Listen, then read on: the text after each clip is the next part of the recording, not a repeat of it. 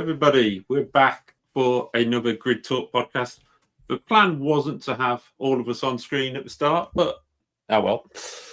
Great plans go to waste, don't they? As you can see, Wajid and Paul are rejoining us on Grid Talk for the new season, which is kind of like hours away now. And we're going to go through our predictions, what we think of certain teams, and whether we think people can really change their mind in terms of this. And thank you for the follow, Red Eye. I thought I might as well, you know. I thought you already did. I thought I already had as well, but whatever. But yeah, we're now on YouTube and Twitch at the start of this. Wajid, Paul, both have a good break. Can't complain. Yeah. Can't complain. I mean, it's like 3 months of boredom, so just glad Formula One's back. Very true. I mean, Wajid's just glad not to be talking about Manchester United for once. Yeah, but he's also watching in the background, so it doesn't really count, does it? And you two gentlemen, I'd be very careful about what you say to me, given what game you guys have got on Sunday. It's fine. We're good. No, that's absolutely fine. We're fine. So, moving on. We'll see. To F1 prediction time. Obviously, we're going to go through each team, how we think they might do with the two drivers, place them in the top 20 table, which might look quite similar to each other's, to be fair. We've already worked that one out. And a rookie, a flop of the year, moment of the year, etc., etc. So we'll get straight on with it and start with, I think we really need to start with Sauber, as they were... No, they weren't bottom of the timesheets, were they? But we'll go with Sauber because they were bottom of the Constructors' Championship last year. Paul, first, your thoughts on their driver lineup? I know you're a big fan of Bortoleto. I'm a massive fan of Bortoleto. I've been following him for a long time through the rookie stuff. He was great in pre-Freca, brilliant in his first season in F3, won the title, and then brilliant in F2 when he's won the title in his rookie year. He's emulated people like Charles Leclerc, Oscar Piastri, George Russell, winning back-to-back debut titles. So he has the pedigree. He's Brazilian, which always helps, I think, when you're coming through the ranks a little bit. They always want the next Brazilian to come through, the next Senna. He's not quite the next Senna, even though he wears the same colours. He's probably more like a Barrichello, which is no disrespect. Barrichello is an exceptionally good driver. So, you know, if he can hit the heights that he did, who knows? If he ends up as a decent driver at Ferrari one day, I think he'd be quite happy with that as a career. So I think it's a great choice. I'm glad to have him in F1, but he's got a baptism of fire, frankly. LDR, I mean, they're just not putting any money into this team, are they, until they're ready to put the actual brand name on it. So I think this season is going to be a bit water treading. They start from a poor position already, and I can't see them going further forward than that. So, yeah, it's going to be a tough season, I think. His main aim is just out-qualify Hülkenberg when he can, finish ahead of him, maybe grab a point here or there. Yeah, I mean, I was looking into the data, and I'll throw this one to Wajid. It looks like it's going to be one of the closest seasons we could ever have. We expected that. And the data saying Sauber's pretty much about 1.2 seconds off the pace in race trim. But that's last. And we've seen Minardi, we've seen Super Guri come along. So they can still get a little bit of a surprise in there, can't they? Yeah. Potentially. Yeah, I mean, it's got shades of 2021 when the regulations were at a close and now everyone has a firm grasp of the regulations. We get as close as possible, where all the cars are as close as possible before the inevitable reset comes in, and we end up with a field that's about 15 seconds apart in 2026. The Sauber this year are giving me the Haas vibes, which is we're just here. We are literally throwing all our eggs into what may or may not be Audi next year. Still not confirmed. Kind of sort of is confirmed. No one actually knows what's going on with that car. Peter Sauber might be back, and it might be Sauber again for all we know at this moment in time.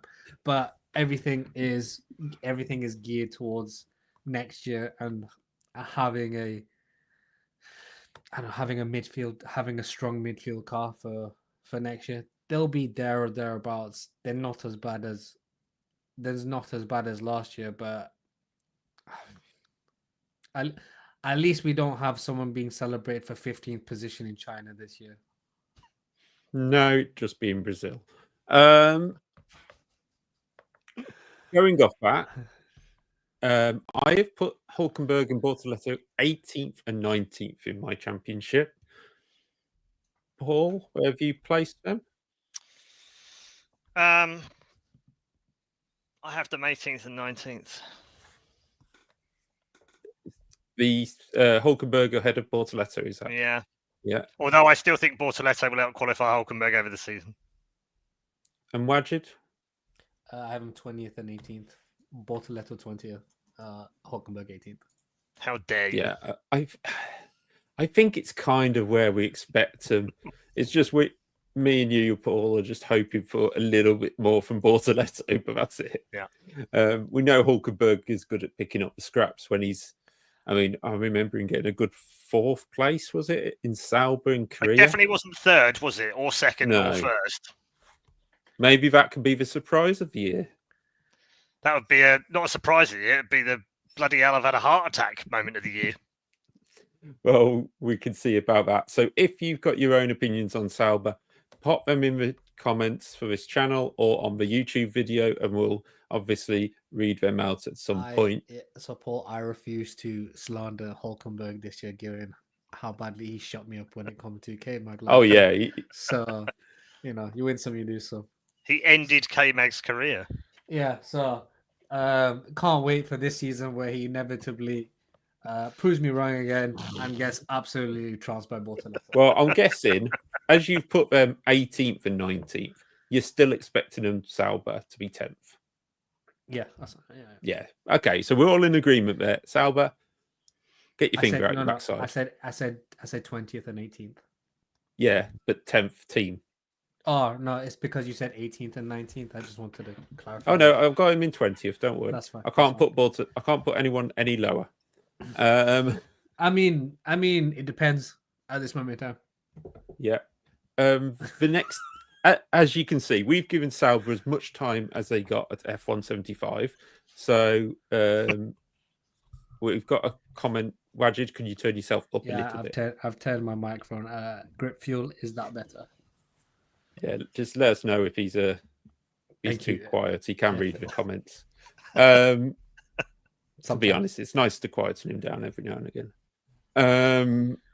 Just because he's getting a £2 billion football stadium.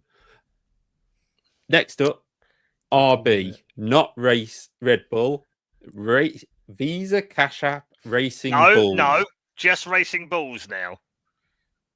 No, Visa Cash App is still the name. Fuck. So, Yuki Tsunoda there, after he's kind of been blown over into... He apparently today was in the press still not knowing why he didn't get the Red Bull drive, which is interesting because, you've had all... I think we all knew he wasn't going to get it. He's teamed up with Isaac Hadjar, finished second in the Formula 2 Championship to Bortoletto. Wajid, is it going to just be a tough year for these two? Because obviously we always know if there's a Red Bull behind them, it'll be jump out of the way. Yeah, it will be. I feel quite sorry for Tsunoda, to be perfectly honest, given how last season turned out. He trounced Danny Rick. Lawson really didn't fare that much better against Tsunoda for all intents and purposes. Like, if realistically, he probably beat him. So, like, if Tsunoda did not get the message that you will never be a Red Bull driver and you need to go somewhere else, right? Then nothing will ever happen. I don't expect much. They've got, I think, a fair amount of their car this season is last year's Red Bull, and we saw how good that thing was. So good luck, guys. Well, it wasn't too bad because in the end they did actually win the Drivers' Championship. But yeah, I know what you're saying with last year's Red Bull. And Paul Hadjar, coming from the junior ranks, coming up, is he really ready for Formula One? And Tsunoda, is he going to just be on a... I mean, we always say the Racing Bulls will jump out the way of Red Bulls. Now he hasn't been picked. Is Tsunoda going to play the team game? No, absolutely not. It's going to be an interesting season for a number of reasons. Partly because of that, because I think Tsunoda is at the point in his career now where he's in his 5th season, which is unusual for a junior team to be there that long. That's the first issue. The second issue is that he's a Honda-backed driver, even though Honda have sort of said, no, he's not really a Honda driver, but he basically is. Honda are going to Aston Martin from next season, so there's no role for him within even the Racing Bulls, let alone the Red Bull setup, if they want to keep him. Because as far as we're aware, they've been keeping Honda sweet by keeping him in the team and giving other Japanese drivers a chance to see whether they're as good or better than him, and they haven't stepped up. So if he's the best that we've got, that Honda have got, then he's done in Formula One after this season, unless he does something spectacular this season. Because let's face it, there are no other teams on the grid with either a spot open or with the ability to sign him and pay him, because that's what they'd have to do to have him on their team. No one's going to do that next season for him. So the only opportunity he's got is to go with Honda, and Honda are going to Aston Martin, who've got, let's see now, Jack Crawford, Felipe Drugovich, Lance Stroll, and Fernando Alonso under contract. The chances of Tsunoda getting anything at that team other than a payroll, which is to test the car and be their 3rd driver, that's about all he can imagine for next season, unless he has a spectacular season this year, and I don't think he will. I will say this, though. I've got some data from one of the teams in F1 who did some data monitoring during the testing. And testing is testing. I know that. But they were actually the 6th fastest team in race pace. And they were only 1.1 seconds slower a lap than McLaren, who were the fastest. So actually, it seems like that car's got some inherent pace in it in terms of race pace, if not single lap pace, because the single lap pace was absolutely terrible. So who knows? They might end up as that sort of 5th, 6th, 7th team fighting it out with potentially Williams and Aston Martin. And if that's the case, I think Yuki might score some decent points again. As for Isaac Hadjar, the only fun part about Hadjar joining F1, and it isn't because I think it's not that he's not ready. I mean, if he's not ready, then he shouldn't be in F1. But I don't think he's good enough, frankly. I never have. I've never rated him. I thought he was a weird choice for Red Bull. He was the only one kept on 2 seasons ago when they sacked a load of them. Couldn't understand why. He didn't do that well in his first season. He was very error prone. He's always been very error prone. And he's also he's a complete nightmare and liability on the radio. So if you're going to enjoy anything about this season, enjoy Racing Bull's radio, because you've got Tsunoda and you've got Hadjar, and they're going to give us a fuck ton of comedy and drama and entertainment. And I'm really looking forward to the team radio, if nothing else from these teams. Paul, That's 2 points on your license, Paul. Yeah, Paul, sorry. The reason Hadjar got kept is because he didn't go onto Twitch to racially abuse people either. So, that probably helps. Yeah. Yeah, I mean, there is enough of Red Bull Academy that's jumped out of his way so far, shall we say. Yeah. He's literally the only one they could have promoted, right? They don't have anyone. They have Arvid Lindblad, who is their next big Verstappen-type hope, right? But he's not ready for F1 yet. Not yet, anyway. But halfway through the F2 season, if he's having a rocking season and Hadjar's sucking, they're going away, and that's going to be switched around anyway. So, I don't know. I don't think he's going to last the season, personally. So, I've put Tsunoda 17th and Hadjar rock bottom 20th. Wajid, where have you got Hadjar? 19th. Okay, we're not expecting much from the 2 rookies. And Tsunoda? 15th. 15th. So, and Paul, yourself? 15th for Tsunoda and 20th for Hadjar. So, yeah, we're not expecting huge performances from this car, especially when we've got a driver who's annoyed that he didn't get the drive and a driver that's just always annoyed. And I'll let you work out which one's which, because to be honest, it could be either. Could be both. Yeah, it could be both. Honestly, the first thing that goes wrong for Isaac Hadjar, he's going to be screaming on the radio. Telling you. Yeah, but there's one thing. Put it on your bingo card. You said about Lindblad maybe coming in, and actually, we spoke about this on the F2, F3 preview, and it's like, is he really ready? But are they just trying not to do the same mistake as Kvyat, who comes straight from F3? No, they're basically, if he's ready, he's ready. One of the things that's really cool about the Red Bull setup is that they will, if a driver looks like he's ready, they'll take him. It doesn't matter whether it's too early or not, but if he's ready, he's ready. And Lindblad, I don't think he'll be ready this season. I think it will take a little while to adapt to F2, and it'll probably be half a season, and then he'll go really well, and that will just take care of his F2 season. But I can definitely see him coming into the whole Red. They would be daft to miss out on him, because if they don't promote him, he's got good enough management that he'll end up at somewhere else. So they can't afford to miss out on him, that's for sure. And with Tsunoda probably not going to be there next season anyway, and if Hajar doesn't do very well, they've potentially got 2 seats free. So there's no way that he doesn't get an F1 seat next season with Red Bull in some way. Okay, so the team, I've got them in 9th place for the constructors, presuming it's not going to be much difference between Paul and Wajid as well. Nope. I've got them in 8th. Ooh, okay. Expecting a bit more from the Visa Cash app, MasterCard, whatevers.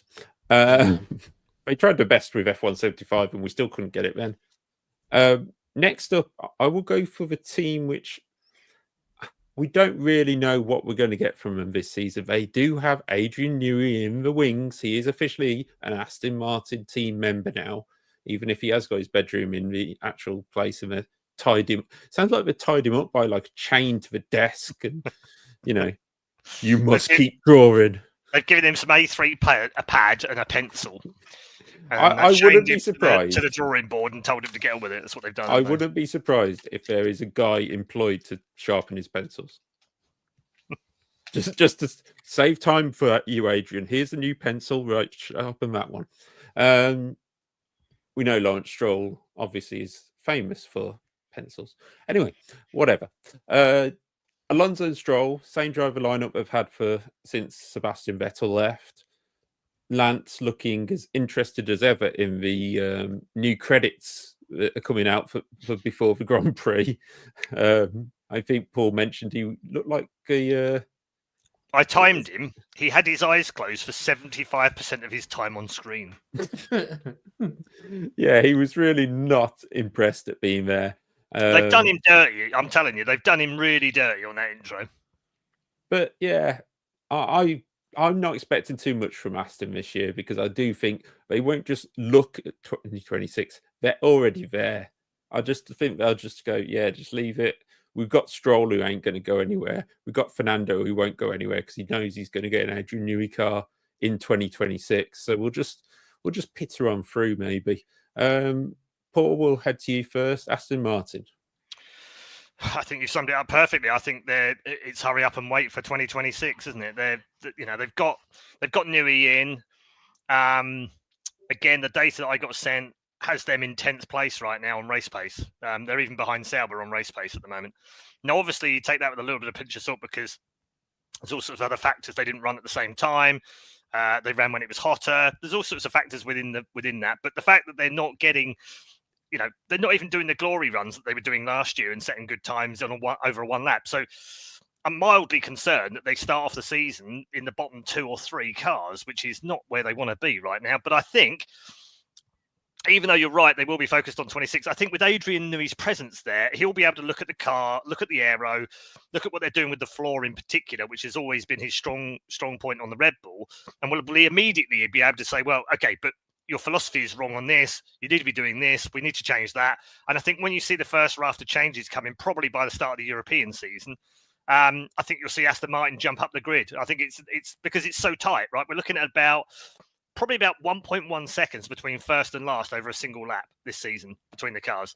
And that's not that big. So find 2 tenths and suddenly you go from 9th to 5th best team. So actually, I think his influence will help that a lot. And sort of probably by mid-season, I think they might actually be back to sort of 5th best team again, regardless of where everyone else is. And don't forget, everyone else will be looking at 26 by then. So it sort of evens itself out, I think. In the end, I think Aston Martin will probably still be up there in sort of 5th or 6th place in the end. Same kind of season for Lance Stroll, treading water, not really interested, shouldn't really be in F1 anymore, should probably go and find a management job within his father's company somewhere, preferably away from F1, or fuck off and play chess or surfing or something, I don't know. And just open up the spot so that someone with some actual talent could come in and show us what it would look like to have a 2-car team. But I'm pulling my punches here, obviously. Yeah. Wajid, Grip Fuel saying Canadian or British Grand Prix, Aston Martin will announce Verstappen for 2026. Yeah, I'm with Grip. Now, it's a nice idea. Obviously, we'll have from you how Alonso and Stroll are going to do this season. But if Aston Martin are off the pace, I know Newey's there, but it's going to be a lot more of a less inviting challenge for Max, isn't it? Yeah, but Max Max was very, very open about his criticism towards them not keeping Newey, them the lack of sort of upgrades or the direction the car was going. And let's be honest, Newey is, the most successful engineer that Formula One has ever seen. It's just he's the GOAT engineer. So, and you've also got to think of the business side of things. Lawrence Stroll, for all intents and purposes, is still looking to sell the Aston Martin brand. You have Adrian Newey, Max Verstappen, Fernando Alonso can piss off for all I care. But you have Adrian Newey, Max Verstappen, and if the car is in any sort of competitive position in 2026, because they've got the Honda engines, I believe, in 2026. It's an engine formula. I think a lot of it depends on how bad the Red Bull is this season. If it carries on the way it did last season and just continues further, you're going to hear more and more about Max Verstappen being very, very disgruntled, more about the Max Verstappen camp complaining, and the power struggle between a certain very old racist and a certain allegedly predator. So, It's true. I mean, I did say allegedly. It is an interesting one in terms of Aston Martin for 2026, because you'd think Alonso would want to keep his contract in there so that he can get the Newey car. But then if Verstappen's coming in, no, right. who people can you imagine what's rate going as the through his highest? mind? Can you imagine? He's like, right, so in 2007, I was a double reigning world champion. I went to McLaren, who had the best car, and they just happened to have signed what turned out to be a generational talent the same year, and I got screwed. So now I've spent 2 years treading water at Aston Martin for the hope that Adrian Newey would come and design me a car for the first time in my career, and the very moment I get it, I've got a 4-time world champion coming alongside as the next generation. Yeah. Brilliant, thanks. He's got to be. He's just got to be sat there going, "Please, for love of God, no." For me, I honestly think if Max goes to Aston, he's going to go to replace Alonso. There's no way they're going to have Alonso. I would have said so too. Max. Yeah, exactly. I would have said so too, and I think it's perfect for Max because he goes there, Lance stays, and then he's got a subordinate number 2 straight away, and that's fine for Max. Right? He doesn't want. He's very similar to Michael Schumacher in that sense. He doesn't want a competitive mate because he doesn't believe that most teams can run 2 cars. So perfect for him. And I think you're right. I think it would be to replace Alonso, which would then mean Alonso has to retire this season, which he's not going to do. He's going to want that Newey car for next season, even if it's not great. He's going to want it. I think if it doesn't go well in 26, though, then I can see the big changes coming and Verstappen maybe moves. But I've got some info on it. I mean, I've been told expect an announcement this year of Verstappen to Aston Martin, and the deal will be $1 billion for 4 years. I could see it, and then that would explain the link up. It would, and it would also explain why some of the other players in this market, like Zach Brown, have basically said, "Yeah, we're not interested in Verstappen." Even Toto Wolff has come out today and said there are 0 chances of signing Verstappen. And the only reason he would say that right now is if he already knew he's gone somewhere else. Yeah, with the thing with Max, I just can't. Did the Team Redline bring up? Was it an Aston Martin they've jumped in now for next season? Yeah, it is. Yeah, in real life. There's some kind of link there. Yeah, sure. I mean, he does have. I wouldn't even go down that road. It's more because, and I think Grip says this in chat, right? When you're a driver and you assess the market and you're a world champion and you know that you're the linchpin that moves all of the other pieces within it. Ayrton Senna used to do this. Alain Prost did it. Even Nigel Mansell had a moment of doing it as well. Lewis Hamilton's definitely done it. Max Verstappen is the linchpin, right? Where he decides to go and what he decides to do moves all the other pieces within F1. He knows that, right? So he's sat there going, do I want to be in a Red Bull team where I've won 4 titles? that it's now on a downward trend, losing staff left, right, and centre. It's not just Adrian Newey, it's a number of staff. They've lost a lot of really key staff. Some have gone to Audi, some have gone to Mercedes, some have gone to Williams, some have moved across to Aston Martin. They've lost a lot of key folk, right? Yeah. So a downward trending company who are now signed with Ford, notoriously bad at coming into F1 with poorly maintained engines. Okay. Or does he go for a team who are consistently on the rise, are hiring world-class talent, have the best engineer, the best aerodynamicist, and the best technical team, and are building all the right offices and infrastructure around it, and are a road car manufacturer as well with that kind of support, supported by a billionaire who believes he can win the World Championship and is a very influential businessman? Who else has been able to persuade Adrian Newey to go to their team in the last 20 years? No one. So there is something else there. The X factor is definitely present in that team. There must be something. And Max will look at that on paper and go, well, that's a no-brainer. Why would I want to stay here when I can go there?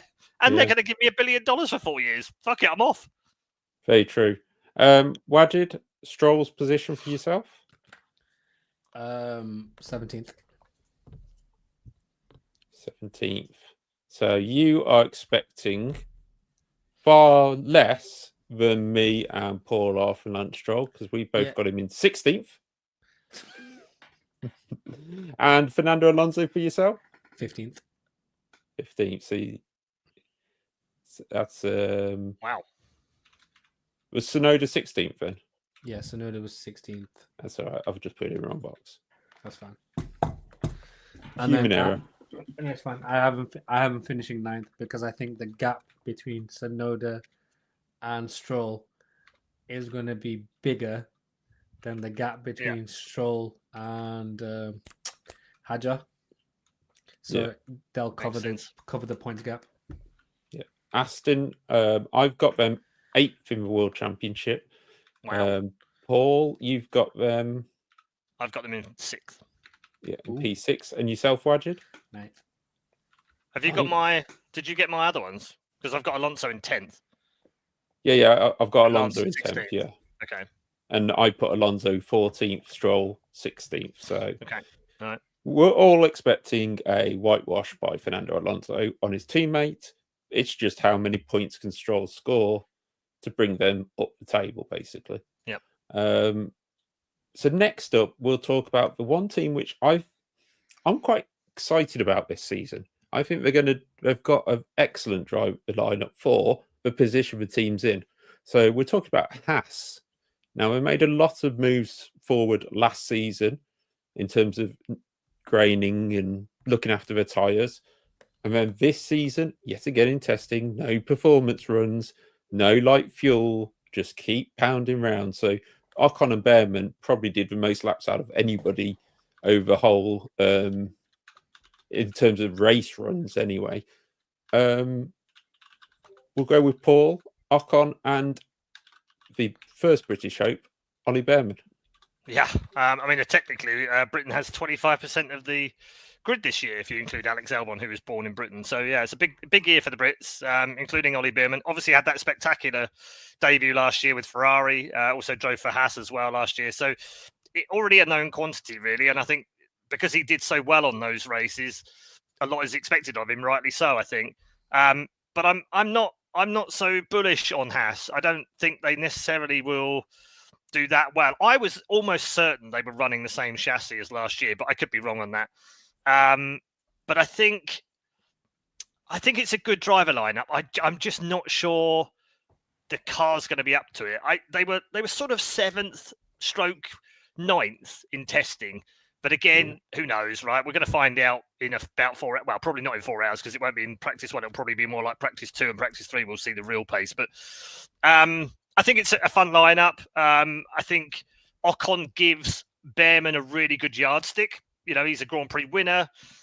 He's pretty much matched every teammate or beaten every teammate he's had. Last one to beat Alonso in the same team. So I think Behrman is a good driver. I'm just not sure he's an Ocon. And if he's not an Ocon, then where does he go after that? Because he needs to beat Ocon. So even though it's a rookie year, I think it's a big year for Behrman. I really do. I think he needs to do really well and match Ocon at the very least if he's going to stay in F1 beyond this year. I was going to say, Behrman does seem to be the one that Ferrari are sort of pinning the hopes on if you can into the junior category? No, I think that's a misnomer. I think they've got some really good juniors in F2 and F3 right now that are absolute shoe-ins for Ferrari ahead of Behrman, depending on how their careers go. But I think they're pinning their hopes on people like Bogdanovic and Gabriele Mini. But we'll see.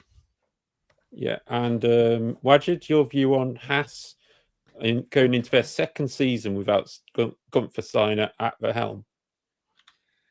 It's amazing what happens when you have a competent boss in it. Oh, you saw how Jaguar went as well. Yeah, do you know when you're not screaming and shouting for the cameras and want to be a Netflix star? It's amazing what happens. I like the progress Haas are making, slowly but surely. Like, there's always been, can they do it? Can they do it? Can they do it? Can they do it?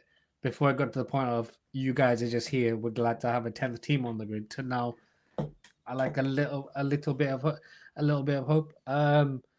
It's probably going to be their best season for a long time. Am I expecting much else? No, but at least I think this season they're going to be very, very firmly in the midfield battle. And as sort of Paul alluded to, for Behrman, Ocon's a very, very good measuring stick. For Ocon, it's got that infamous veteran F1 driver last chance saloon of, if you don't beat this rookie, you are never ever getting a top drive ever. And in fairness, he's probably been very unlucky in terms of him not getting the drive timing, but also he didn't help himself in some instances where he got the sort of crash moniker and things like that. But he has to beat Behrman, and for Behrman, it's a very, very good measuring stick. When he came into Saudi, nothing to lose. He had a Ferrari. Oh, good job. And now let's see what you can do with a full season. I'm not going to jump into the Behrman hype like a lot of people have. I will wait and see, and see what happens, and I will sort of give judgment at mid-season personally. Yeah, we'll have like a half-season review, obviously. Paul, you have Ocon and Behrman where in your championship? Ocon 13th, Behrman 14th. Yourself, Wajid? Same for you. Okay.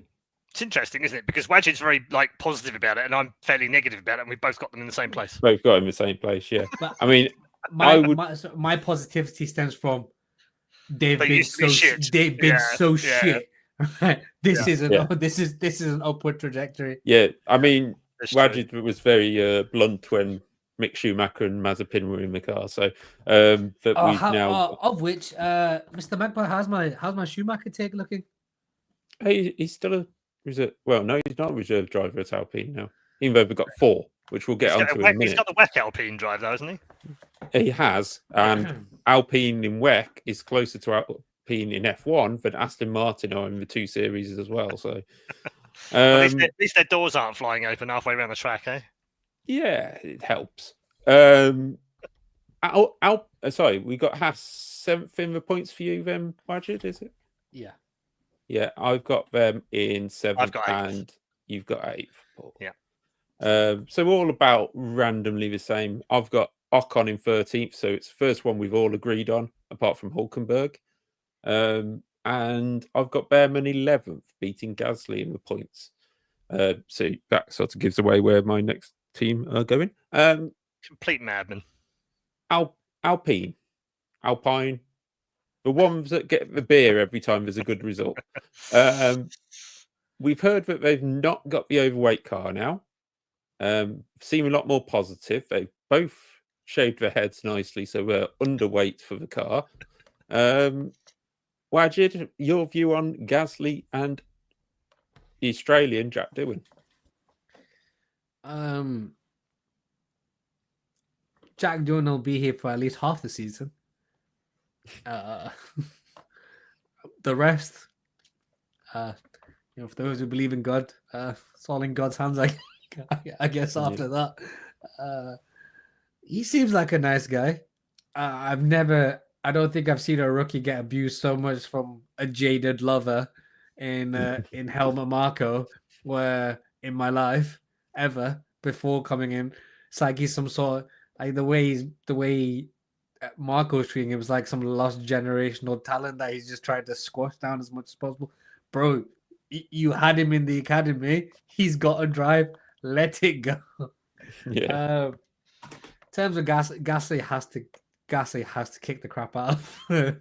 He has to kick the crap out of Doohan, given how badly and Doohan's perception, nothing short of like a 80-90 point gap is going to do, and just like an 18 to 5, 18 to 6 even in qualifying, given how Doohan related. At least the car seems to be the class of the midfield, and from all intents and purposes, it seems to be the car that's most likely to join the top 4. Yeah. If the conditions are, mixed, or there's an 8-car pileup up front, or like a Hungary where it's not Valtteri Bottas this year, but Kimi Antonelli decides to play Skittles instead of taking a corner. But they're in a better position. But it's my problem with Alpine is it's the same sort of glass door of rotation, which is the crap. Oh, this could be the season. Oh, the crap. Oh, this could be the season. Like those days of Lotus and the actual Renault F1 team are long, long gone. They're never going to be an upper echelon team. And I think all three of us are sat here still wondering how long before Alpine sells everything up again and moves on, and just becomes an engine provider again. But yeah, that's all my outlook for them. Okay, Paul, I'll leave yourself. I mean, I agree with Wajid in many respects about the team itself. I think Oliver Oakes is a great guy. He's taken some incredible initiatives with high tech in junior formula over the years. So I'm quite happy that he's in charge. He's quite a young man, obviously has a completely different direction, and has seemingly sorted out some of the crap that's within that team that's been there for a very long time, almost back towards the Lotus weird days as well. So I think, again, like Haas, they've kind of moved in the right direction. They also start from a much better standing this year than they did last year. Their car last year was pretty much the 9th best car on the grid, if you can have a 9th best car, or the 2nd worst. And on occasion, it was actually genuinely the worst car on the grid for the first half of the season. So I think they start better, which is great for them because they generally seem to do better as the season goes on. They seem to get a handle on their car better and figure it out. So that bodes well, actually, for this season, especially in a year where we might not see too much development from many of the teams that are focusing on 26. So they might be in a good position to take advantage of some of those races, certainly when the weather plays up, which it could do this weekend, by the way, on Sunday. And I think in Pierre Gasly, they've got a driver who is not just a race winner, but I think will be much more settled, not having to deal with Esteban Ocon in the same team. I think that friction was not healthy for Gasly. I don't think he's the strongest mentally. I think we saw some of that in the previous world when he was at Red Bull with Max. And we saw it again when he was at Toro Rosso in the junior team. So I think he much prefers a much more settled, balanced environment, and he's going to get that from Oliver Oakes at that team now, especially with Jack Doohan, who's much more personable, doesn't really pose a threat to him. But I think Wajid's right, he hit the nail on the head. He does have to perform this season, but I think he will. I think he'll thrive in the environment that he's being given the team leader role, much like Esteban will at Haas, weirdly. So they'll both thrive. Jack Doohan, by the way, is a much better driver than I think people are giving him credit for. The problem that Jack's got this year, I find, is that he's in a really weird juxtaposition, right? Because on one hand, he was as quick as Oscar Piastri and Liam Lawson and all of the other juniors that he came up with. He came up with this in the same road, right? On the flip side of that, he hasn't driven for 2 years. On the flip side to that, going back to the positive, he knows Alpine inside and out, and he knows the car setups. Don't underestimate how much time it takes to get to know a steering wheel in a car either in F1 these days. He's got all of that as a bonus. He knows it all inside out. He's been in the simulator for 2 years. He pretty much did all of their testing for each of the races last year and got their setups done. He knows what the car's going to do. So, but then on the flip side of that, he's got Pierre Gasly as a teammate. On the other side of it, it's his first season, so they're going to give him some time, right? But on the flip side, he's got Colapinto waiting in the way. Like, there's just so many juxtapositions for this poor guy that I worry that he's not going to survive the Piranha Club more than half a season. And I think that's the widest kind of conclusion that most people have come to. But I've got a funny feeling he's going to ride the storm, and I think he might. I think he might just survive. We'll see, but it's going to be close. Okay, so positions for Doohan. I've got him in 15th. Paul? I've got him in 17th. And Wajid? Wait. You just talked. I know, but I'm basing it on the points system, which doesn't necessarily mean it matches how good he is, right? And I reckon he's probably going to get replaced. If he gets replaced half season, he won't finish either season. Just remember, Alpine were nowhere last season. In one race scored 40 points. It's the timing. It's I know. He's going to finish the season and then I know. I've got Doohan 15th. And I have Gasly Doohan in 15th. I thought you had Alonso in 15th. Sorry, 14th. I meant. Sorry. Yeah, and I have Gasly in 12th, much higher. Sorry, and I think he's going to score an absolute pack full of points as well. So they finish above. So I think Alpine will finish 7th. I have Gasly. Gasly's your next one. I have Gasly 10th. Gasly 10th, yeah. Okay. Pop him in that box. And where have you... Yeah, Gasly for you, Paul. 12th. 12th. Yeah, I've got him 12th and Doohan. So out of us all, Wajid, I think, is expecting the most out of Doohan.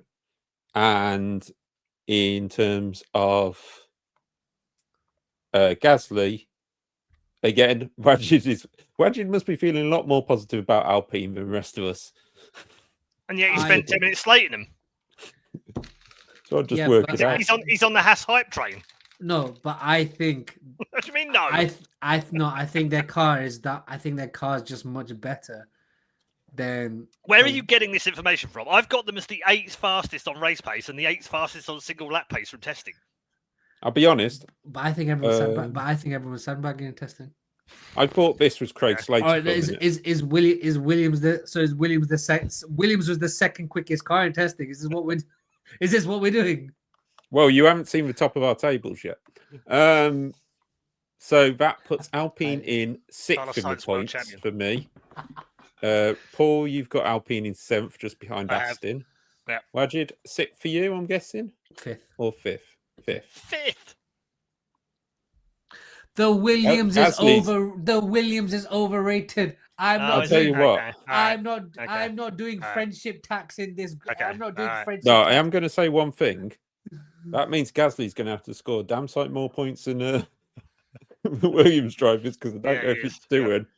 But as we've just mentioned, we'll go to Sir Frank's legendary team that Paul is sitting in the garage of right now. He's not really. You may have noticed it's just a picture. Shh. Are you shushing Karen Chandok because he's trying to drive one of the cars out? Carlos Sainz joins Albon at Williams. There's a big hype around it at this moment in time. You know, everybody said Williams had looked really good in testing. Albon's come out and said the data they've had on the computer says has shown they've got a slower car than what actually happened in Bahrain. Obviously, we had a lot of weird conditions for Bahrain, and we're going to Australia where, again, form book out the window most of the time. So, what do we think of the Carlos Sainz, Alex Albon join up? Do we think, Wajid, that's maybe one of the strongest teams on the grid in terms of drivers? No, I don't. Okay, continue. I think Albon's going to get found out this year. Okay. He's had Latifi who, let's be honest, he's had Logan Sargent, who, and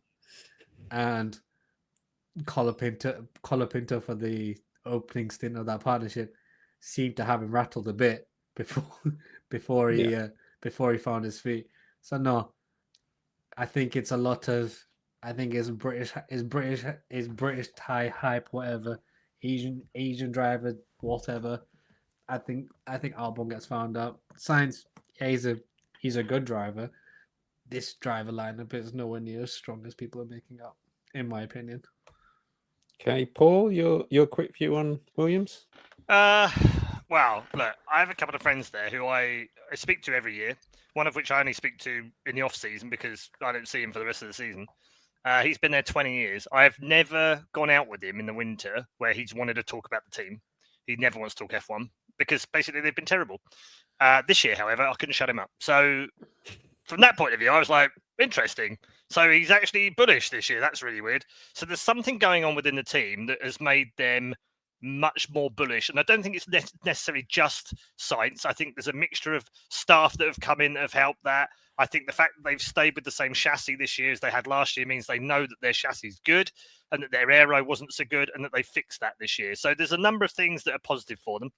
I disagree slightly with Wajid. I think he's right in a way. I think Albon is going to get found out a little this year, but I think Albon is a solid driver. I never thought he was amazing. I know he got coming up through the ranks of the lower formula. George Russell, if you asked him who's the best driver you drove against, he'd say Alex Albon. If you asked Lando Norris who was the best driver you drove against, he'd say Alex Albon. If you asked Jack Aitken who was the best driver you drove against, he would say Alex Albon. They would all say Alex Albon. But in Formula One, that has not translated the same way. We've not been able to measure him since he was next to Max Verstappen and he got trounced. Simple as that. So if you look at Sainz alongside Verstappen or Sainz alongside Lando Norris or Sainz alongside Leclerc, he was very close, if not ahead of all of those drivers. And if that's the level that Sainz plays at, he's going to absolutely destroy Albon in the same team.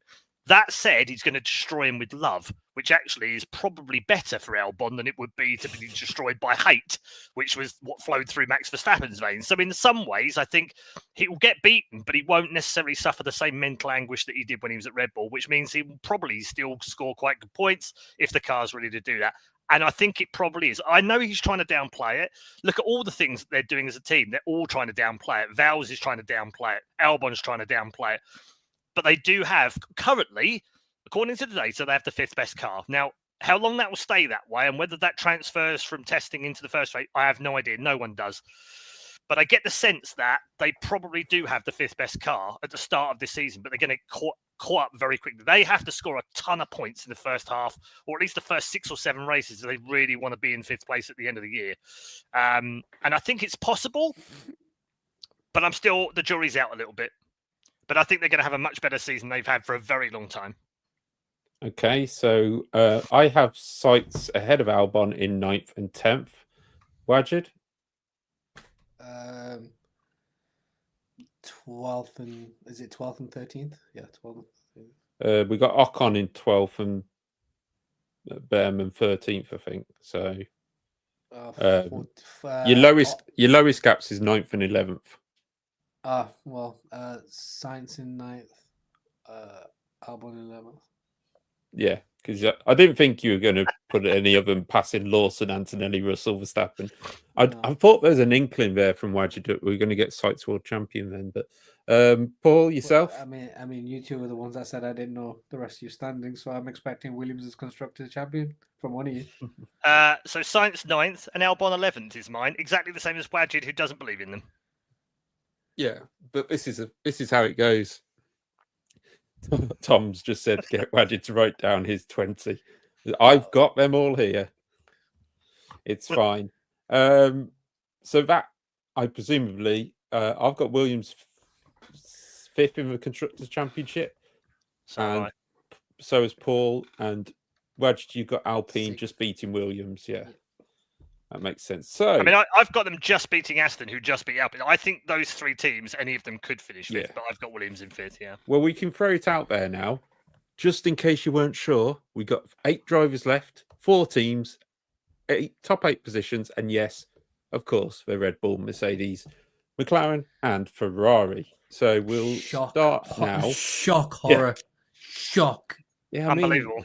I can't believe we Scenes. didn't go Hajar World Champion. Cinema.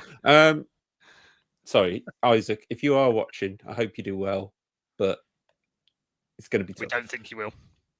Yeah, I was trying to think how to lay him down slowly. So what we're going to... He doesn't care about us, don't worry. We're next going to go for the team that are hoping to be on the up. They've actually put some side pods on the car this year, so might be able to do it. And they've not asked one driver to put some crazy setup on the car in testing, so that helps as well. Mercedes, George Russell apparently replacing Lewis Hamilton, and Andrea Kimi Antonelli has just popped into the team. I think we all know Antonelli's replaced Lewis Hamilton. Wajid, your view on the Silver Arrows? I don't know. Because everything from Lewis leaving the team to now, there seems to be like a long realization from Mercedes that maybe our brand was very reliant on Lewis Hamilton. Why do we not have the same amount of fanfare? Why do we not have the same amount of buzz around our team? Oh, but look, we've got a supposed generational talent, Antonelli. Why is it not this? Why is it not the same? And then they've just been running that stupid hashtag. Every driver needs a team or something everywhere, just to be like, it was nothing to. It's just been. It's been every team needs a dream. That's it. Every team. Needs every dream needs a team. Yeah, every dream needs a team. See, that's how stupid it is. No one actually knows that hashtag. And it is just to paint over the idea that Lewis is mission gone, winnow, isn't it? But then even the build up in Australia, it's not all roses. Like there seems to be a small amount of tension between Toto, Mercedes, and George Russell in terms of his contract extension. Yeah. That doesn't seem to be rosy. There seems to be a lot that we're not backing Antonelli, we're not backing, but everyone knows Antonelli is literally Toto's project. And in terms of the car, it's the least hyped the Mercedes has been, but it's probably the strongest car they've had in this current generation. It's just so bizarre around Mercedes at this moment. Like I don't know how to describe. If we go off testing, it's going to be between sort of them and Ferrari, and the McLaren is going to be where the initial hybrid Mercedes was, which is some 45 seconds down the road. I personally probably have them as the third best team, just because I don't trust the Mercedes race pace personally. Because I still think it's very, very contingent on specific weather conditions and wind speed and how much humidity there is in the air. I still think there's some diva elements about it, like the Bahrain being the temperature it was and what it was. Everyone said Bahrain was a lot cooler than it normally is. It was more consistent than it normally is. Even the teams were very surprised. So I personally have them as the third best team.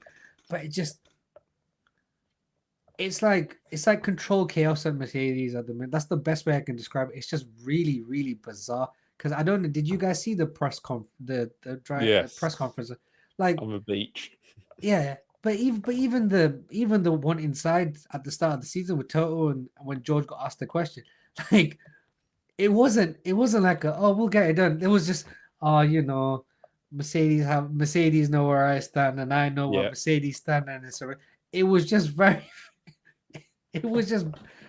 I keep on going. It's just bizarre. Everything around is just bizarre and tense, given they've got a fairly decent car this year. Paul? Again, I strangely find myself agreeing with Wajid, and it's just a weird. It's a weird position that Mercedes find in. I think I'd call it Hamiltonitis or something, because they're just. It's the day after the lover leaves, isn't it? It's like it's supposed to come to an end, but it's now come to an end, and you're kind of a bit sad, and you've got some new love in your life, and it's great, but it's not really the same, is it? It's all a bit weird. Mercedes. In the end. Wajid's also right in saying they probably have the best car they've had of this generation of cars. So in that respect, actually, it's quite a positive start potentially to the seat. Like George could go and win Australia, and it wouldn't be that much of a surprise. Honestly, it wouldn't. Likewise, Kimi Antonelli could get a podium on his debut. We could even be talking about the first driver since Giancarlo Baghetti to win on his debut in F1. I'm not kidding, because we have no idea what the weather's going to do at the weekend or how the rookies are going to react. Honest, and I think that's the biggest X factor, right? We genuinely, it's an X factor across the whole grid, but I think if there's a big X factor over one team, it's Mercedes. I genuinely have no idea what their pace is right now. It could be they're better than everyone. It could also be they're behind Williams. I have no idea where they're going to shake out. No idea where Kimi's going to shake out. And the one defining factor they have is that they have a world championship winning driver in George Russell. And he's now the team leader. And I think that will suit him as well. I think with the pressure off against Lewis, and he beat Lewis fair and square last season. And I think that will give him the confidence that if he needed any more confidence, he'll have, and all that stuff. So I'm looking forward to seeing where they finish. I think they'll probably be the third best team, but there might be occasions when they're the best team. Yeah, that's pretty much, well, they're fourth best last year, but they did, you went to the cold conditions of Vegas and finished 1-2 and could have been a more dominant victory as well. Okay, so we've got Kimi Antonelli. This is going to be an interesting one. Where have we got him for yourselves? P7 for me. For yourself, Wajid? I also have him P7. So I've got him in P8 behind Lawson. Boo. George Russell? Spoilers. I have George in 6th. Yeah. Wajid? I have George in 5th. In 5th? Yeah. Okay. Just getting that in there. And Mercedes for the constructors, I've got them in 4th. I've got them in 3rd. 4th for Wajid. Yeah, 4th. So we're kind of thinking, I mean, I've got to be honest, I looked at winter testing and thought Mercedes are trying to blow this up. They've been trying to blow Kimi Antonelli up unfairly, I think, for Kimi. I think they're putting a lot of pressure on his shoulders already in terms of like, he's going to be this generational talent. We'll give him time. We'll do this. We'll do that. They tried so hard to do it at Monza, didn't they? In free practice 1. Here we go. Look at this. He's doing 20 miles an hour quicker through some corners than Max Verstappen. And it's like, yes, but he crashed. And I do think Mercedes going to have a lot of rebuilding to do this season during Grand Prix weekends. Not just because of Kimi, because obviously George is known for his, you can hear the crowd scream, crash. George Russell has just crashed, trying to fight for the lead of a Grand Prix. So we'll see how it goes. I do think George, like Paul said, will lead the team better than being the chaser or the number 2 driver. But Mercedes have tried to make him a number 1 over the last couple of years anyway. So we'll now move on to the current world champion, Max Verstappen, and his teammate Liam Lawson at Red Bull. Your thoughts on them, Paul? It's quite straightforward. They are on a downward trend. They've lost a number of key staff, and not just key staff, but higher echelon staff, top level staff, and they've lost them from all departments. They've lost them from Red Bull powertrains, they've lost them from aero, they've lost them from technical, they've lost them from management, they've lost them from sporting, they've lost them from every area of the business, and that can't continue if they want to be a top Formula 1 team. You need great staff, and they've just been absolutely ripped apart. Obviously, controversy and scandal rocked them last season. They've also lost Adrian Newey. This will be the first non-Adrian Newey car they've built for, 16, 17 years. There's also the infamous record that no driver that has gone on to drive for a non-Adrian Newey car after winning a championship has ever won a championship again. So Max has that in the back of his mind. I don't think he'll care too much about it, obviously, but it's there. Nevertheless, it's a stigma that he'll need to try and break. I think he'll still win races. I think the car will be good enough to do that. Specifically in dodgy weather and where strategy will play its part, Red Bull are still very strong. They've still got pretty much the whole of their strategy team. So there'll be moments they'll have flashes of brilliance, I'm sure. particularly in the rain. Could be this weekend, for example. But I think whenever they get a chance to win, they're going to have to grab it with both hands, because I think they're probably the fourth best team right now. And that's going to hurt Liam Lawson as well, more than it's going to hurt Max Verstappen, because I don't think he's going to match Max in pace. I think you'll find he'll be 2-3 tenths off, which will probably put him somewhere in the region of sort of 7th to 12th on the grid, which is the worst place you can be for a rookie, frankly. If it were me, I'd be starting from the bloody pit lane if I'm in that mix, especially with the amount of rookies we've got. So, yeah, it's a tough season ahead, I think, for Red Bull, and they just have to kind of pull the shutters down and take the chances when they've got them. Wajid, your view on Max and Lawson's chances this season? Annoyingly, I find myself agreeing with Paul a lot in this podcast, and it's not going We need to stop doing that. Yeah, it's not going to be a regular trend this year. It's really not. It's just unfortunately the sort of cars and the teams and the drivers, just as they were in a sort of prediction. None of us surprisingly had Williams winning the world title. Shock.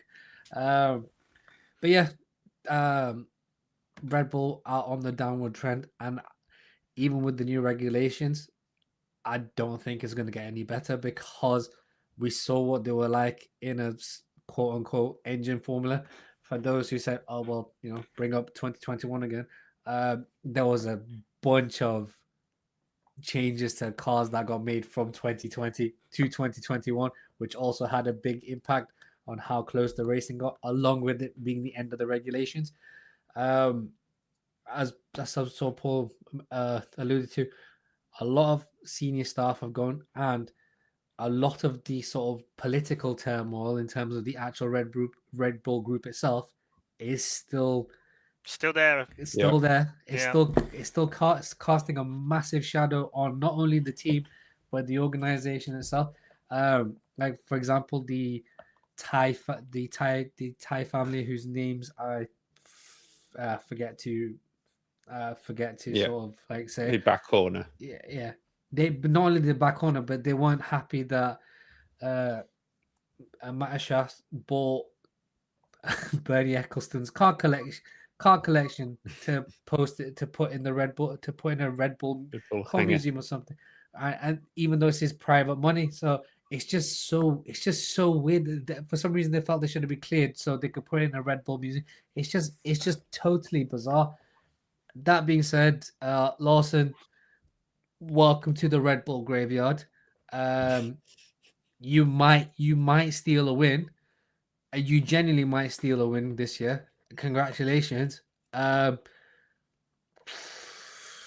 mean, that's about it, really. Good luck. At least you drove a Red Bull.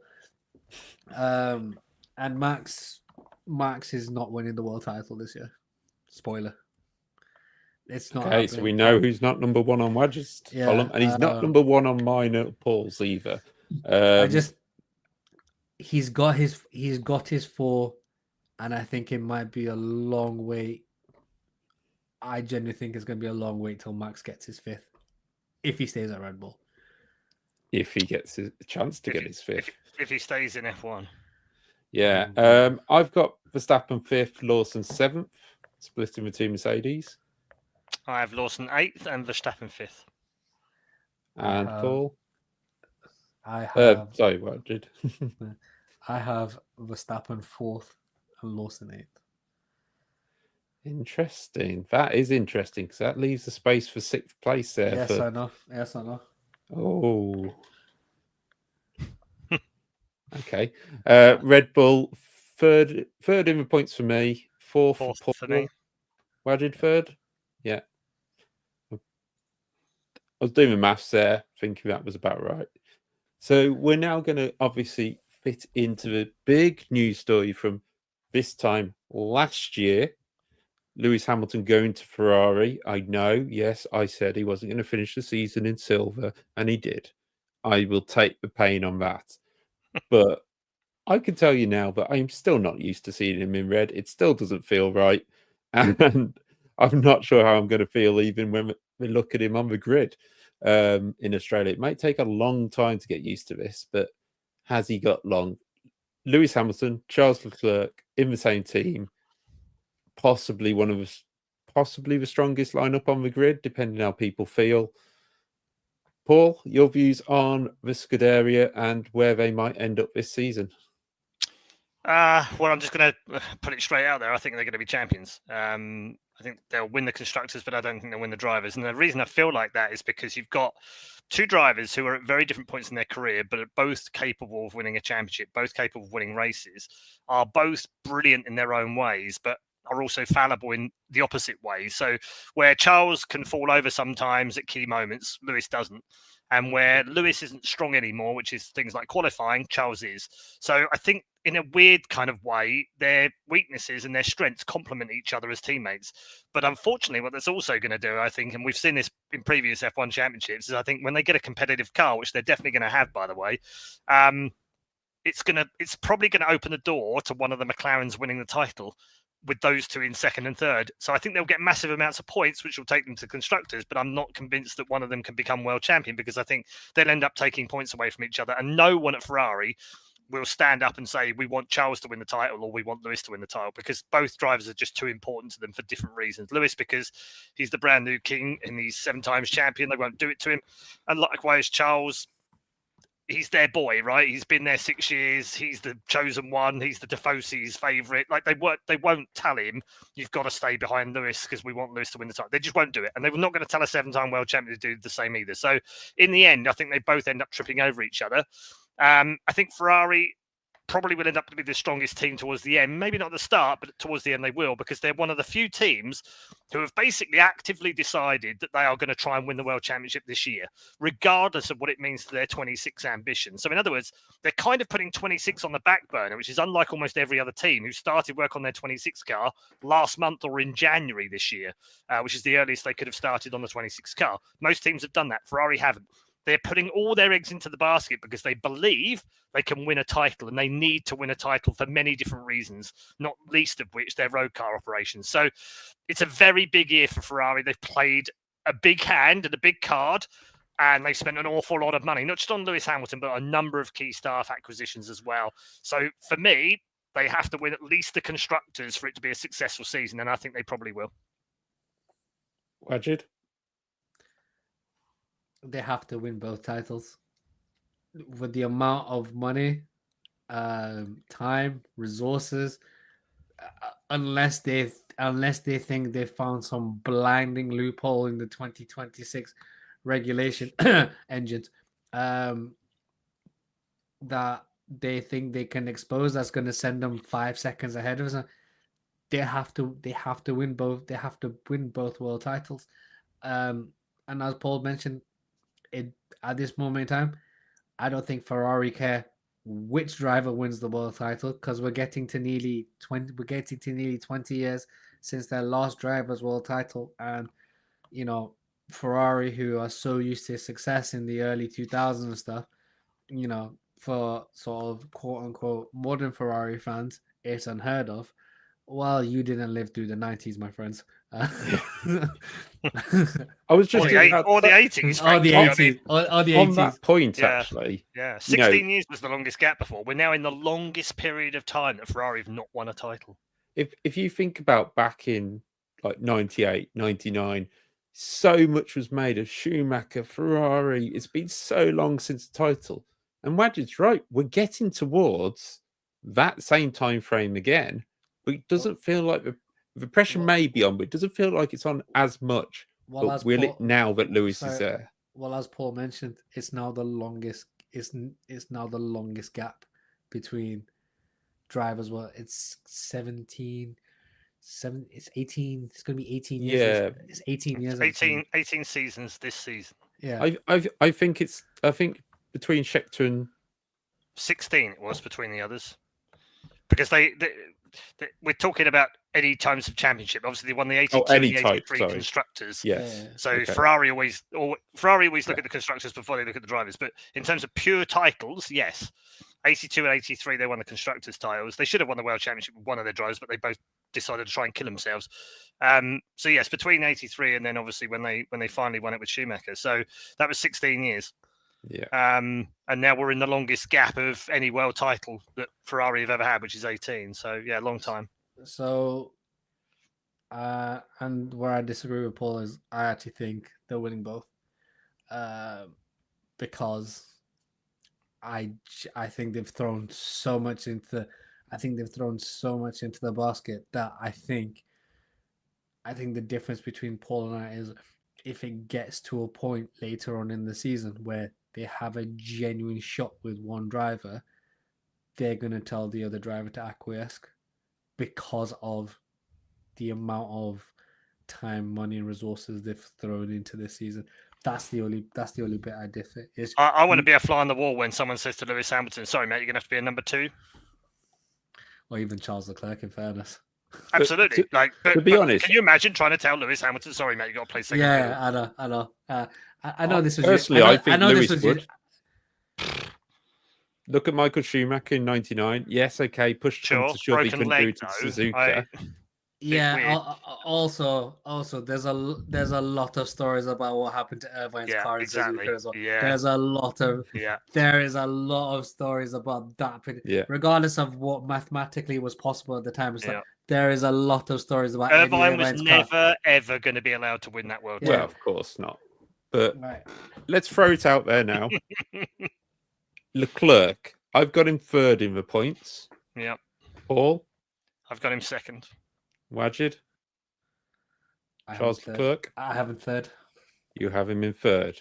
Now it gets interesting because we only got 3 slots left, 3 drivers. Lewis Hamilton, I do have him down as world champion this season.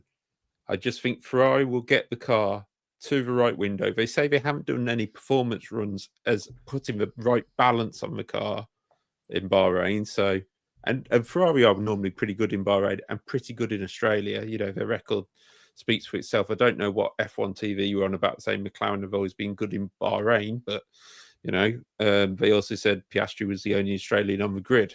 Sorry, Jack. I've been winning the World Championship. Jack doing off, and he hasn't even driven yet. Paul, where have you got Lewis Hamilton? I have him third. And Wajid? 8-time world champion. I was going to say, is it 8 or 9? I can't. No, I'm not doing that. I refuse to bring it. I just, for some, maybe it probably is. There's a strong amount of fanboyism in terms of sort of as a man of color. As a sort of man of color, what Lewis Hamilton means for me in terms of F1, but I think away from the fanboyism, he seems so at one up front. Like he seems at peace. I've not seen a Lewis Hamilton this level of peace since the sort of 2020. He just everywhere he goes, he's just happy. He just resonates. He can't say anything bad at this moment in time. And maybe it's me like sort of living off that confidence of Lewis as well. That he just seems just so relaxed for the first time in a number of years. I mean, don't get me wrong, but I will be thrilled if he becomes 8-time world champion. I'll be thrilled if he becomes the first man at winning 3 different constructors since Fangio. I will be thrilled about all of those things. I just get the sense that this is a more like the Alonso move and the Vettel move. We've had our good years. Now we're going to go for Ferrari for the payday and for the glory of driving for them. And that's it. It's a retirement plan. How I feel about it. I really do. I hope I'm absolutely wrong. I really do. But I do feel like this is a retirement plan. And the totals, and honestly, up until like 10 minutes before this podcast started, I had Charles Leclerc winning the world title. And it's literally just because the fanboy in me has gone. And it could, I'm totally wrong. I think Charles probably is going to be, being totally sensible and totally impartial. I think Charles Leclerc is the strongest candidate, and Charles probably will win his first. However, I'm here for the vibes and the good times. So I mean, 8 world title. That sounds like we're all going for Ferrari as constructors champions. Because of where that ends up putting people. We'll move on to McLaren now, which I can make it clear we have all got in second in the constructors championship, because that's the only slots left, and that's how these things work. So we've actually all got the same top 2 in the constructors championship. Bit of a different way round. Wajid, I'm going to throw this out to you first, because McLaren have said they've got, the Times say they might have 3/10 in the bag around Bahrain, which F1 TV says they're kind of like really good around Bahrain. I've never seen a McLaren do well around Bahrain, but anyway. We normally have a bit of a slow start to the season. They're not going to now, but with your championship, you've got 2nd and 6th for McLaren. Sorry, Oscar. I just think you're going to bottle it. I really do. I don't trust him. I don't trust him. Oh, and bear in mind, yeah, my Lando Norris, if that car is the fastest car on the grid, my Lando Norris slander, if he finishes 2nd in this, if he finishes anything lower than world champion, if that car is as good as it is, if you thought my slander was bad at the end of last year, you haven't seen anything, because now we're downplaying. Oh, you know, there's 4 teams that can win a world title. It's tough when you're at the top. Oh, it's totally easy to talk shit when you don't have the quickest car. And, oh, you know, Max and Lewis are so lucky, and oh, it's easy when you win. Where's that talk? Where's that talk now? I'm not here for this. I'm not here. Like, I know sort of, you know, yourself and Paul defended Lando that he was young and blah blah blah. No. You're an experienced driver now. Where I want that same bravado. Don't be a little pussy now. Stand on business. Even though I have Lewis, I think he will jump up this season because he had that win though. There is no. I think he has to. I know I have Lewis winning the world title. That car is the fastest coming out in Australia and onwards. There is no excuse. He got every excuse under the sun last year in that run when you were saying this title's not over. Me and Paul called that title in Azerbaijan, right? There is no excuse this year. I heard everything under the sun for Lando Norris last year. There is no excuse this year if that car is the fastest. I'll be honest. Did the viewership live with us not like the idea of Hamilton champion or something? Because they've all disappeared. Paul, obviously with your positions, you got 1st and 4th. I have 1st and 4th, but mine are different to what I gave you, and I'll tell you why. Because I need to counter this bullshit that's coming over from Wajid right now. Okay, this has to stop. Okay, the first point is Lando Norris. Does he have to step up? Does he need to stop? You know, crying and all that? Do you either want him to start moaning about stuff, or do you want him to shut the fuck up, Wajid? Because I can't make up my mind. Last year you wanted him to shut the fuck up. Now you want him to actually be a man and step up and say stuff. Well, he's got the best car on the grid. Why would he say anything? He's there, literally sitting there going, "I've got the best car on the grid. I'm not going to say anything. Why would I? I've got the best car." He's so calm now about it all because he's got the best car on the grid. That's why he's sitting there doing nothing. But guess what? I ain't going with Lando Norris. I think Lando will finish 4th, and Oscar Piastri will be world champion. How about that? Stick that in your pipe and smoke it. Well, yeah, that changed your mind very quickly. Oh, yeah. Ooh. I have to counter all that slander that Wajid came up with single place in the championship with the best car. Oh, no. I had Lando finishing 2nd. I've got Oscar finishing 6th. That's what I'm saying. You're slandering Oscar by saying he's going to finish 6th in the best car on the grid against a driver that you don't rate and think's a pussy. Yeah, I don't think he's bad. I also think he's very. I think he's very, very mistake prone. That's the issue. No way. And the man doesn't make the same mistake twice. Go and show me a race that he made 2 mistakes in a row. Can't find one. Go and find me a race in Formula 2 or Formula 3 or Frecker where he made a mistake and then did the same thing again. You won't find one. Show me where Lando mathematically had a chance where he didn't turn into Checo Perez to end the season. I'm not talking about Lando. I'm talking about Oscar. I'm telling you about. I'm saying Oscar. Where Oscar became Checo Perez towards the end of the season. What are you talking about? I don't understand what you're talking about. Are you talking about the results or? Yeah, results. Because he basically. I thought we discussed this before. He was told he cannot win the world championship and he must back up Lando Norris. What do you think he did? He literally turned down the WIC to 90% for this season because there's no way he's playing second fiddle to Lando Norris, and there's no way he's helping him win a world championship. No way. Fuck that shit. I ain't doing it. He got his charity win and said, So you tell me he You got think his his charity charity win and win, said, he- I'm out. He could have won 2 Grand Prix before that had he been allowed to race. This year, he will start fresh in Australia. He will win the first Grand Prix if it doesn't rain hard. If it does, Max will win.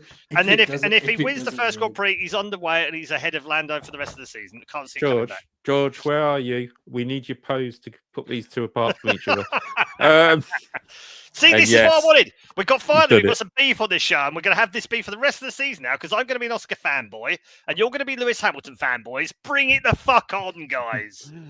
I will say I've got Norris in second, Piastri fourth, because I still don't think Piastri's got on top of his tyre wear. You shut that mouth. That's dirty mouth talk, that is. You shut that mouth right now. I just don't think he has.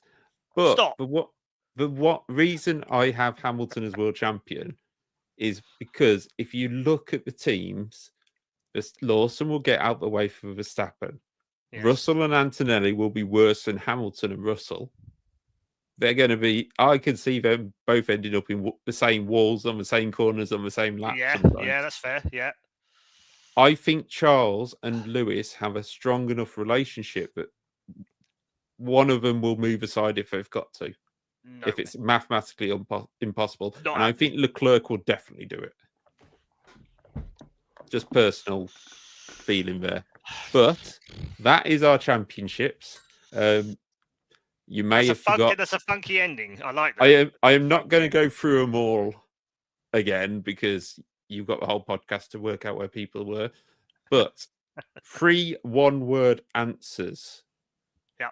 Top rookie. Now, this doesn't have to be top by points, obviously. The rookie we think will have the best season in terms of where they are. Just a straight out word for one of them, please. Paul? Lawson. And yourself, Wajid? Bortoletto. Interesting. I've got him finishing last, but I also think he's going. I was going to say you got him finishing last. He's going to look good doing it. But I think he's actually going to perform when he needs to perform. Toto Wolff for Monza's here. He's flying around the track, but he's crashed. Flop of the season. I've gone for Lance Stroll. Is it really a flop? I don't know. It's probably a bit of a cop out by myself. Wajid? Kimi Antonelli. Yeah, relatively. That could be, because he isn't meant to be the next big thing. Paul? Albon. Alex Albon. Okay, interesting. That's a shot. That's a shot. That's a good. And the last one I've got is shock of the season. So, what would you like as your surprise result that you kind of didn't expect, but it all of a sudden happens? Jack Doohan finishes the season. Okay, I think we could accept that one. I mean, I was going to go Sainz on the podium. Does that still count? Or yeah, because I think Williams haven't been on the podium for 7 years, so I feel like that. Apart from the weird Belgium short race thing, but like on pace, actually at the front, long time. So I feel like that would still be a surprise, right? Yeah. Sainz podium. I think Sainz podium. I think we'll get one. Sainz pod, and for me, a podium for Oliver Behrman. Wow. I don't know where that's going to come up, but. Yeah, that really, think... we only have to have a rain race, don't we? So, Yeah, did you see him raining in Interlagos? Yeah.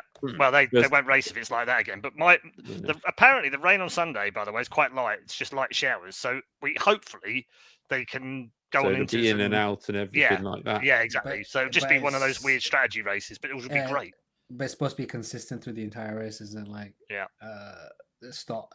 It's there for 20 minutes, then it's going to stop for 5 minutes. No, but it's supposed to be quite light, as in showers. So it's going to be stopping and starting in terms of showers. So it'll just remain tricky around the track. Well, as we can't do this tomorrow because practice will have started, just on the end of this podcast, in 3 hours, we're going to do, in 3 hours, we're going to do top 5 for qualifying and top 5 for race at this weekend. So as we always do. So Wajid, do you know your top 5 for the weekend?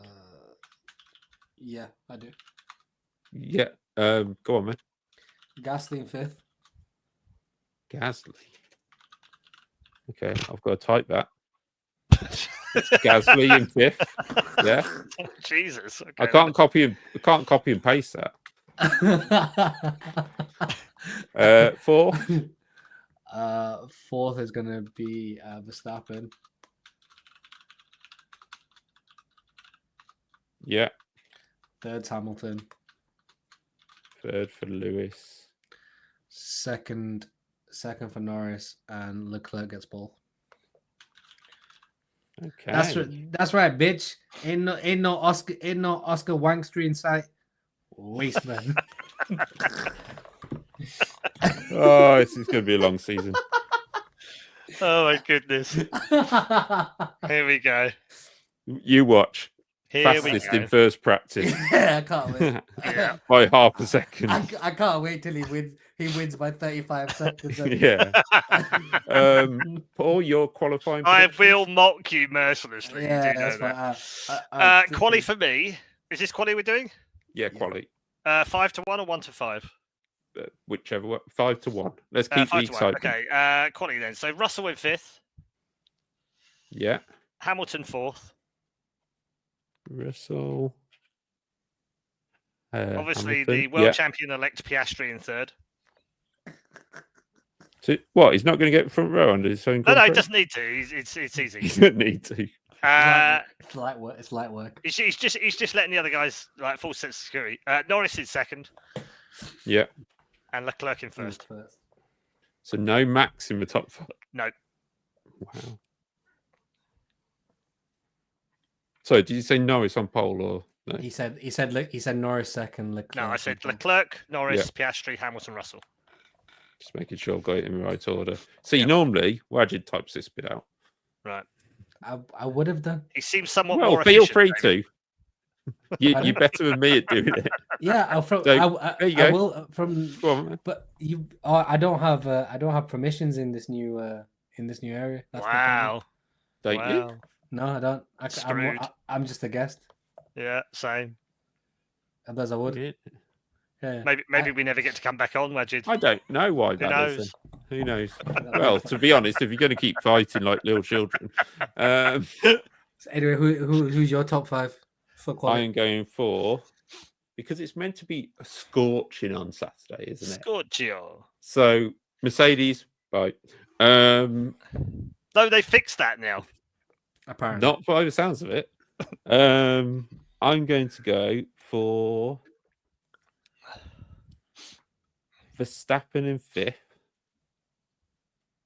which he could still win from if needs be. 4th, I'm going to go for Piastri because he's going to cock up his fastest lap because of pressure. Oh yeah, Aussies don't do well in Australia historically, do they?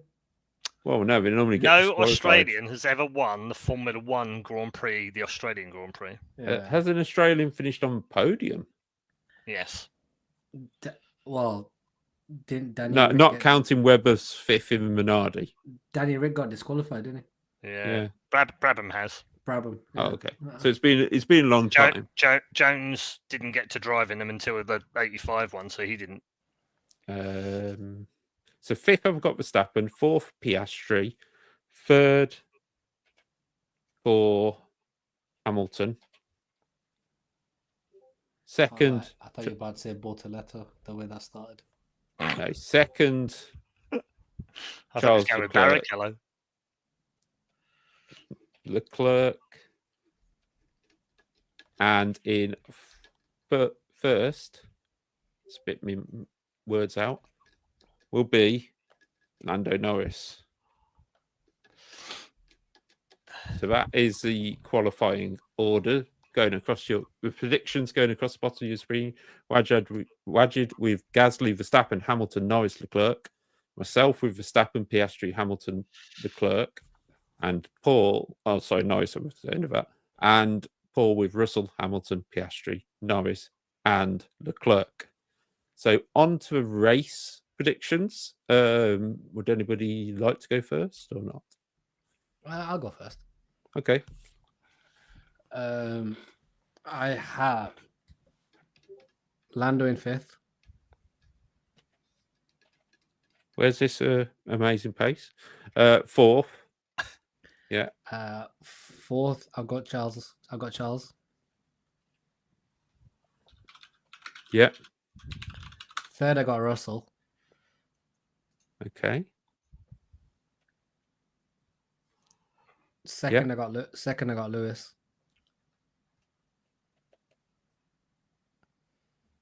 Okay.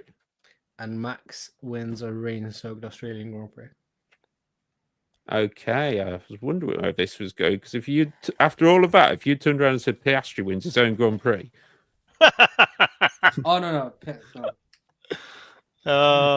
Okay, we got them in. This is so funny. Paul. So I have 5th Gasly. God, you've got some hope in that MLPs, don't you? Yeah. Great in wet weather. Sainz in 4th. If you thought you had hope in the Alpines, he's got miracles in the Williams. Oh yeah. Hamilton in 3rd. That must have been one hell of a conversation with your mate. That.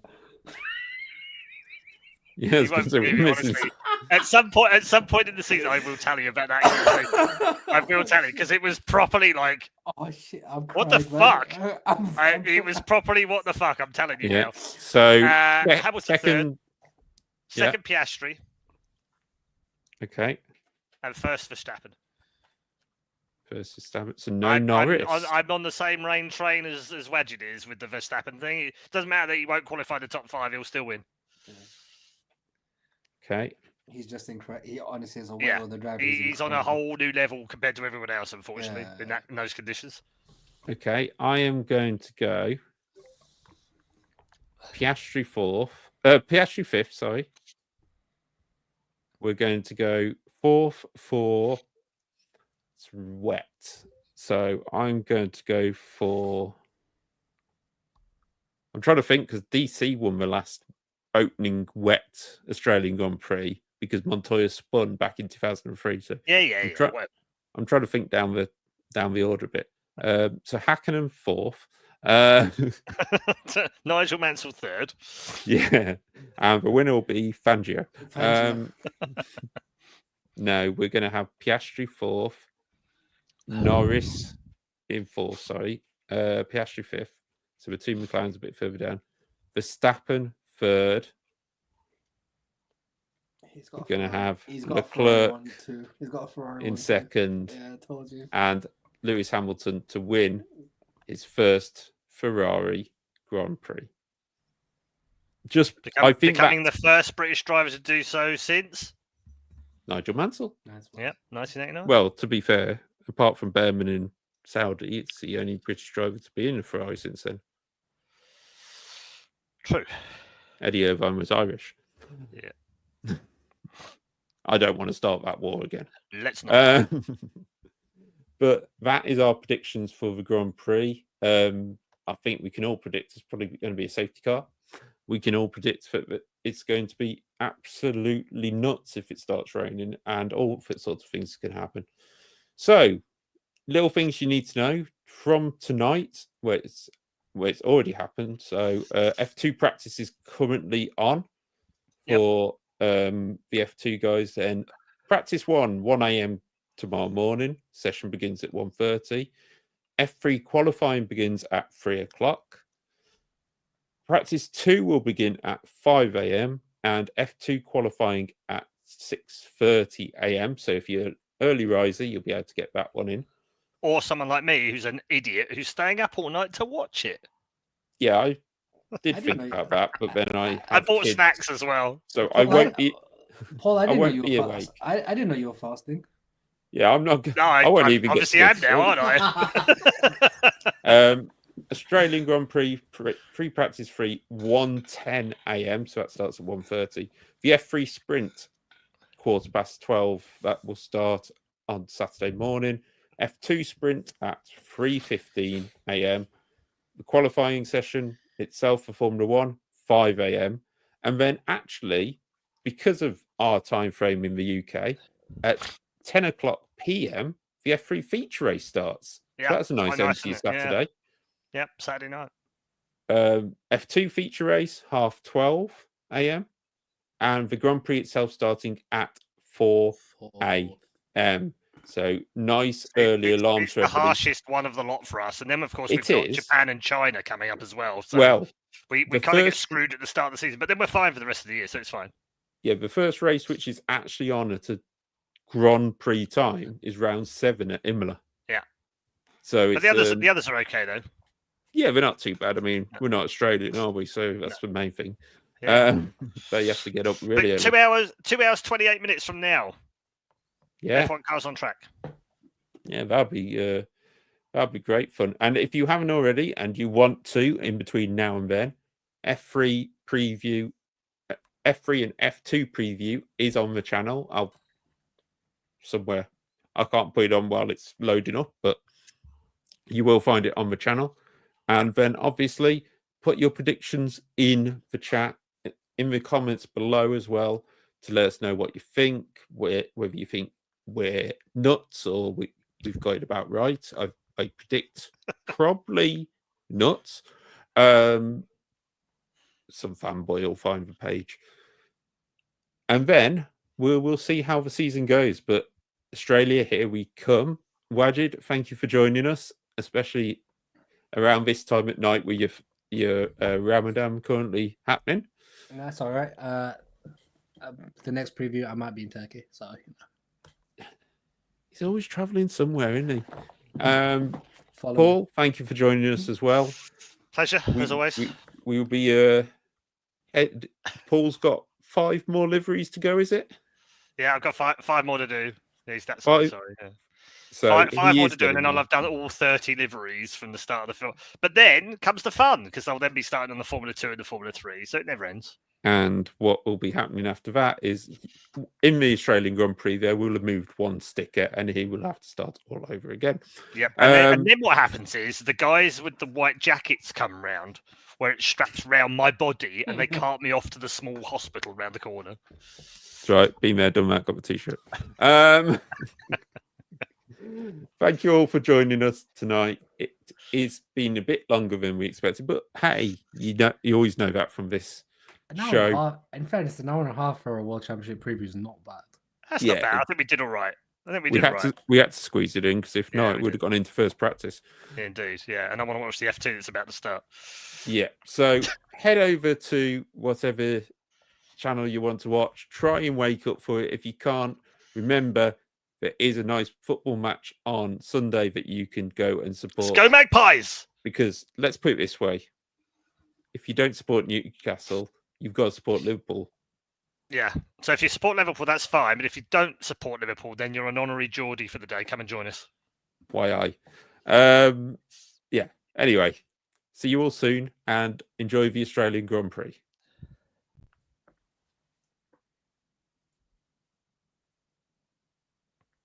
Wait, he's not closed the stream, and I can't close it. He's left the stream. I can't close the stream. I have just done exactly what I to do on.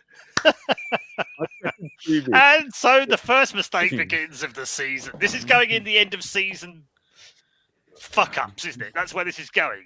It's going to have to, because I almost did this. Paul, I did this the other day, didn't I? With F2, F3. I said I almost clicked it. And this time I did. You did Goodbye. click it, yeah.